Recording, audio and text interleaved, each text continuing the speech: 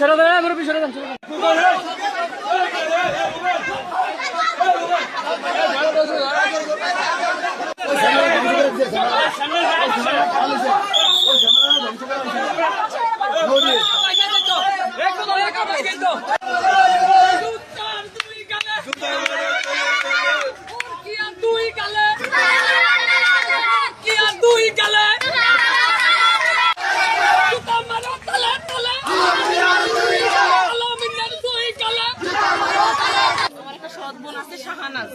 আর শফি ওরা ওখানে কবর দিতেছে না। তো আমি বলতেছি যেহেতু ওসিয়ত করে গেছে, আমার সদবোন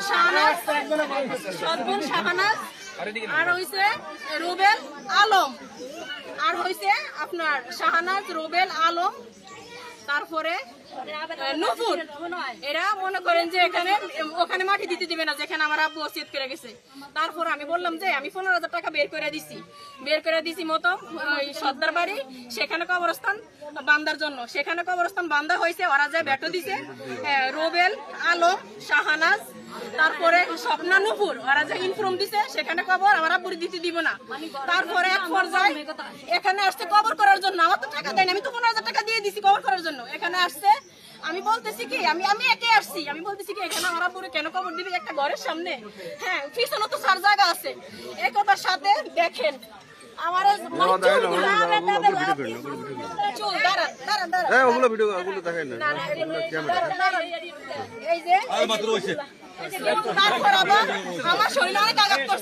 মারার কারণটা কি সেটা বলেন।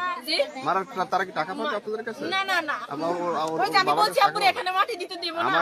আমি পিছনে ওর বাবার কাছে কি টাকা পাবে? না, আব্বুর কাছে কিছুই পাইবো না।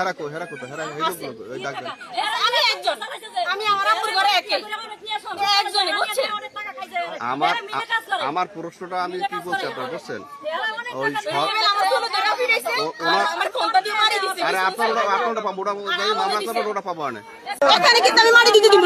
আমি না করি নাই। আর দ্বিতীয় কথা, অন্য কোথাও আমি বলছি কবরটা অন্য আমরা পূজাতে ওসিয়ত করে গেছে, ওখানে দিতে পারবো না, তাইলে অন্য কোথাও আমি 15,000 টাকা দিয়ে আমি জায়গাটা কিনি। এটা বিষয় বলেন, এখানে দেওয়ার কোনো সমস্যা আছে কিনা আপনার? হ্যাঁ আছে, আমার আব্বু ওখানে ওসিয়ত করে গেছে অন্য বাড়িতে দেওয়ার লেগে। যদি এখানে দেওয়া হয় সেখানে কি করবেন আপনি?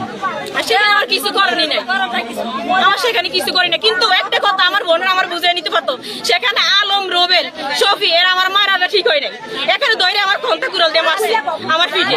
এই জন্য টাকা দিয়ে অধিকার করতে দিছি, এরা মার দিতে দিব না। কইতাছে যে আমি টাকা দিয়ে আমার বাপের মার দিবে লেগে কবরস্থান। এই জন্য আমার বাপের আমরা এদিকে দাফন করতে দিছি। আমার বাপে ওসিয়ত করে গেছে, আমার বাপের এদিকে করবি। আমার বাবার দেখতে দেয় না, আমাকে মারতে হয়েছে। আমার বাবার কোনো দেখতেই দেয় না। আমাকে এমন বদমাশ করেছে, 2-3 দিনও আমার বাবার ধরে রাখতে পারে না।